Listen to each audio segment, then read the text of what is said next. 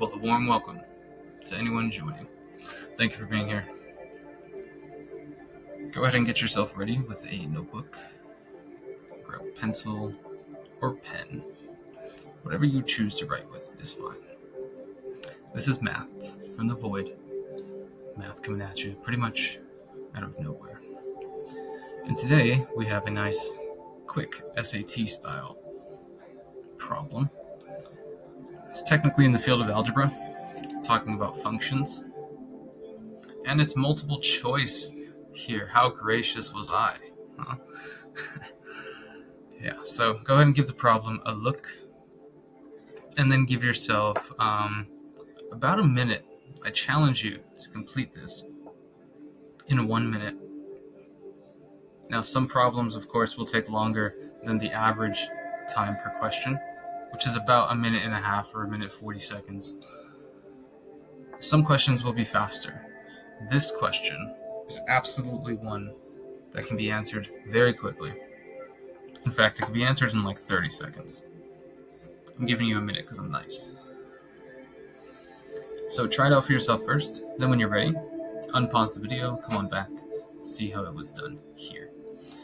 Okay, now taking a look at this problem, there is kind of a lot to read, right? Considerably there's a lot to read, but you see a function and it asks us about the a and b values. There's an x-intercept and a y-intercept.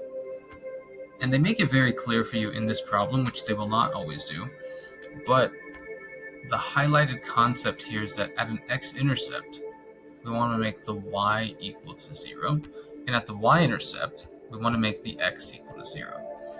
You might be more familiar with the y-intercept than the x-intercept because this equation is in y equals mx plus b format. We can see that the b value is 6. And of course, that is also the way they used b in the question. They didn't necessarily have to do that. They could have called this c or k or l. That b value, which is the y-intercept, happens to be the same spot that we consider this to be value. So b is 6. That's like immediate. That should happen immediately upon reading this. You find your b value of 6. The a value takes a little bit longer, but the x-intercept, if you know that this occurs at y equals 0, it's very simple to imagine this, right? So we just multiply everything by 2, and we get negative 3x plus 12 equals 0. I mean, you can show the work, but if it's not clear, x equals 4. So that is our a value. So really, 4 plus 6 is all you have to do, and that is equals to 10. Okay, nothing else to it. This could be done very quickly. Does not take 1.5 minutes. Definitely does not take 1.5 minutes. A minute is a good pace for this problem, and like I said, 30 seconds is perfectly reasonable for a problem like this.